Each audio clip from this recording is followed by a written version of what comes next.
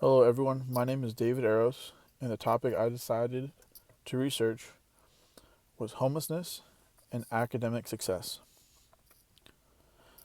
The research question I aimed to answer was, how does homelessness affect academic performance in children from 1st to 6th grade?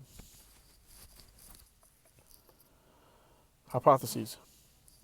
My first hypothesis is children who experience homelessness at least once between 1st and 6th grade tend to perform worse on standardized tests than their counterparts who do not experience homelessness. The independent variable tested in the first hypothesis would be test scores among children who experience homelessness versus those who do not. Hypothesis 2. Children who experience homelessness at least once between 1st and 6th grade tend to perform worse overall in school, grade-wise, than their counterparts who did not experience homelessness. The independent variable tested in the second hypothesis is overall scholastic performance in school among children who experience homelessness versus those who did not experience homelessness. The terms that I'm using to help understand the study, the first is standardized tests. A standardized test is any form of test in which participants answer the same questions or selection of questions which are from a common bank of answers.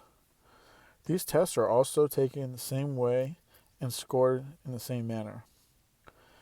This test makes it possible to compare answers to show how they performed against one another. Standardized tests are usually administered to large groups of people. The second term is homelessness. According to the McKinney-Vento Act, homeless children and youth are individuals who do not have a fixed nighttime residence.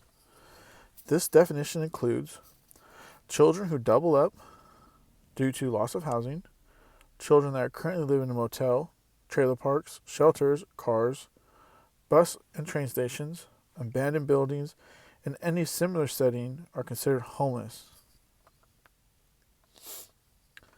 Findings of Hypothesis 1.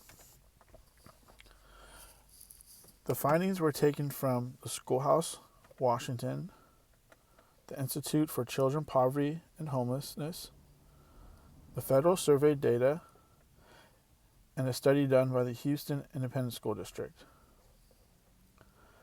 The results from these studies showed that homeless students tested lower than their housed peers in all sections of standardized testing. From the studies that were used, 28.6% of homeless students passed an English assessment that was given to them. Housed students passed at a rate of 47% in the same reading English test that they took. This was around a 20% difference in the number of housed students compared to their homeless peers that passed the English reading assessment. In the math assessment that was given, 22.7% of homeless students were at proficient level.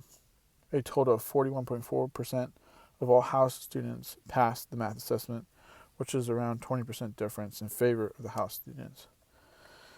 The chart to the right shows the proficient level, proficient scores in English standardized test scores, and proficient math standardized test scores of homeless students compared to their non-homeless peers. Findings from Hypothesis 2. These findings were taken from a study done by Stanford and the San Francisco Unified School District. Although there are not many studies done on the effect of academic performance pertaining to grades, the information that was found showed that homeless students were at least one grade point behind their peers. There needs to be more research done on a bigger scale on this topic to give a definite answer to whether homelessness has a direct effect on the grades they receive. The information that was found supports the hypothesis that children who experience homelessness at least once between 1st and 6th grade tend to perform worse overall in grades than their counterparts who don't experience homelessness. The chart to the right compares homeless students who receive free lunch, students who receive reduced lunch, and non-homeless or free reduced lunch peers.